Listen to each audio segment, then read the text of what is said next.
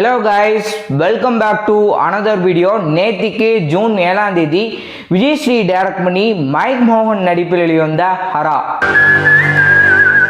கணவன் மனைவி ரெண்டு பேரும் ஒரு வீட்டில் இருக்காங்க. தன்னுடைய பொண்ணுக்கு எதிர்பாராதமாக நடக்கிற ஒரு சம்பவம். கதாநாயகன் களத்தில் இறங்கி என்ன மாதிரி ரிவெஞ்ச் எடுக்கிறாரு, அந்த பொண்ணுக்கு என்ன நடந்தது, இதுக்கு பின்னாடி யார் காரணமாக இருக்கிறாங்கன்னு கதாநாயகன் கண்டுபிடிக்கிற கதை தான் இந்த படத்துடைய மொத்த கதை.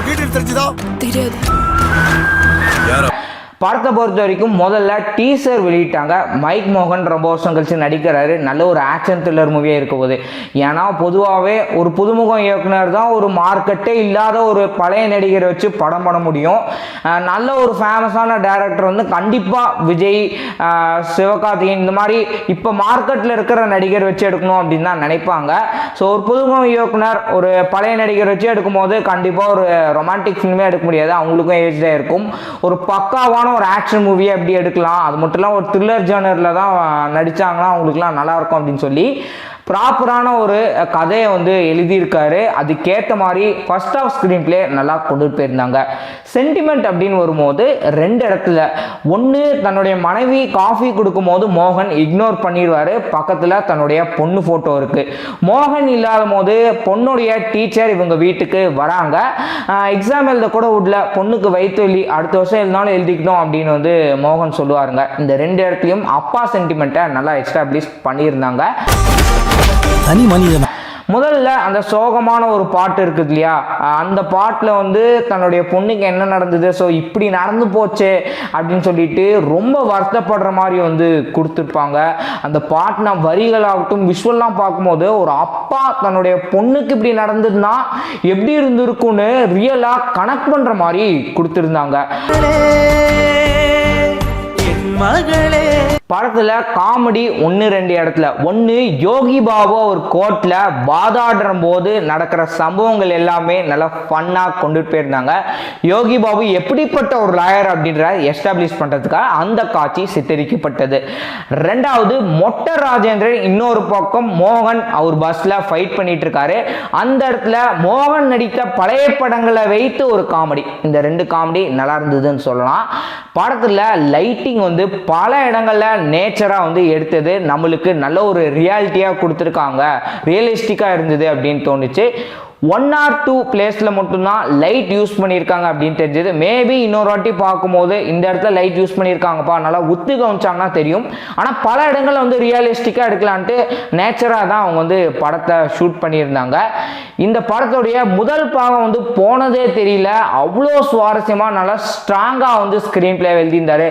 அப்பா சென்டிமெண்ட், அம்மா வந்து எந்த மாதிரி வந்து தன் பொண்ணுக்கு இப்படி நடந்துச்சுன்னு ஃபீல் பண்ணுறது, இல்லை என்ன மாதிரி வந்து மோகன் ரிவெஞ்ச் பண்ணுறாரு, ஒரு கிரைம் ஏதாவது பண்றாரா, இல்ல போலீஸ் மோகனை வந்து என்ன மாதிரி ஒரு டெரரிஸ்ட் மாதிரி வந்து எடுத்துக்கோங்க, அதெல்லாம் எப்படி கொண்டுட்டு போயிருக்காங்க, போர்ட்ரே எப்படி பண்ணியிருக்காருன்றலாம் நல்லா இருந்தது. செகண்ட் ஆஃப் ஆரம்பத்தில் நல்லா கொண்டுட்டு போயிருந்தாங்க. ஆனால் நடுவில் பார்த்தீங்கன்னா எங்கெங்கேயோ போகுது, சம்மதமே இல்லாமல் இந்த படத்தை வேற ட்ராக்ல கொண்டுட்டு போயிருந்தாங்க.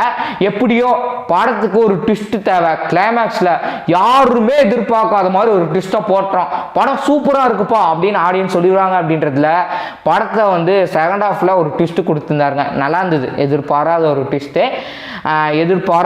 ட்விஸ்ட்டு, ஓகே, எதிர்பாராத ஒரு ட்விஸ்ட்டு. படத்தில் கதையை வந்து சொதப்பியிருக்காங்க. அண்ட் 1-2 இடத்துல தான் காமெடி இருந்தது, ஆனால் மற்ற இடங்கள்லாம் காமெடி சொதப்பியிருக்காங்க. இதெல்லாம் இருக்கட்டுங்க.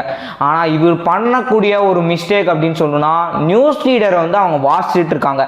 யாரோ வாசிச்ச ஒரு ஒரிஜினல் நியூஸ் ரீடரை தூக்கி இங்கே கொண்டுட்டு வந்துட்டு வேற ஒரு வாய்ஸ் கொடுத்து இவங்க மேட்ச் பண்ணியிருக்காங்க. அது நல்லாவே எனக்கு நியூஸ் வாசிக்கிற போர்ஷன் எல்லாமே தெரிஞ்சுது.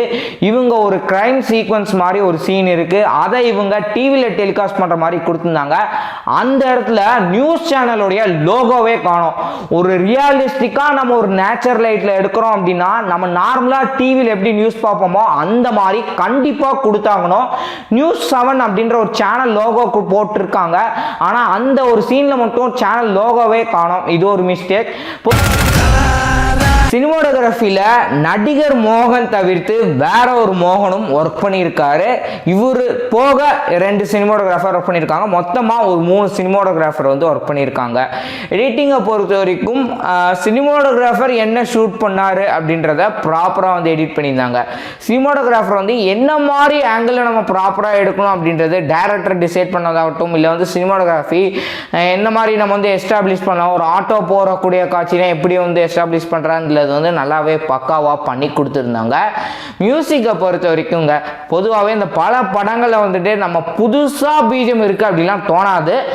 ஏற்கனவே யூஸ் பண்ண ஒரு பிஜிஎம் மாதிரி தான் தோணும். அதில் லைட்டாக டிஃப்ரெண்ட்டாக என்ன மாதிரி பண்ணலாம் அப்படின்னு தான் பார்ப்பாங்க.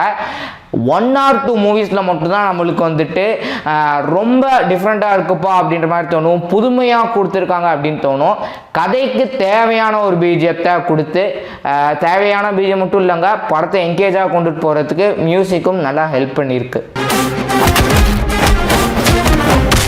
பொதுவாகவே போலீஸ் ஸ்டேஷனுக்கு போனால் எப்படி இருக்கும், பகலில் வந்து இருட்டியாக இருந்தது அப்படின்னா லைட் இருக்கும், நைட் டைமில் லைட் ஆன் பண்ணி வச்சுருப்பாங்க. ஆனால் இந்த படத்தில் டிஃப்ரெண்ட்டாக கலர் லைட் இருக்கிற மாதிரி இருந்தது. எந்த ஸ்டேஷன்லையாவது கலர் லைட் இருக்கிற மாதிரி இருக்குமா? இருக்கவே இருக்காது. எதுக்காக இப்படி கொடுத்துருக்காருன்னு சத்தியம் சொல்கிறேன்.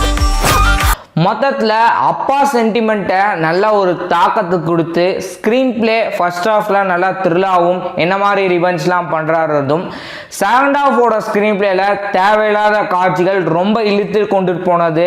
அண்ட் படத்தோடைய டியூரேஷன் மொத்தமாக 2 hours 18 minutes வச்சதுக்கு ஒரு 1 hour 45 minutes இல்லை வந்து 2 hours கொண்டுட்டு போய் கிறிஸ்பாக அவங்க வந்து கொண்டுட்டு போயிருக்கலாம் அப்படின்ற மாதிரி தோணுச்சு. அப்படி அவங்க கிறிஸ்பாக கொண்டுட்டு போனதோ வேறு ஏதோ சீனோ இல்லை வந்துட்டு ட்ரிம் பண்ணுறது இந்த மாதிரி அவங்க ஒரு ஸ்க்ரீன் பிளே வைஸ்ல வந்து டெவலப் பண்ணியிருந்தாங்க அப்படின்னா இன்னுமே படம் நல்லா இருந்திருக்கும். இதே மாதிரி வேற ஒரு வீடியோவில் நான் சந்திக்கிறேன். until then stay tuned on RS Studio.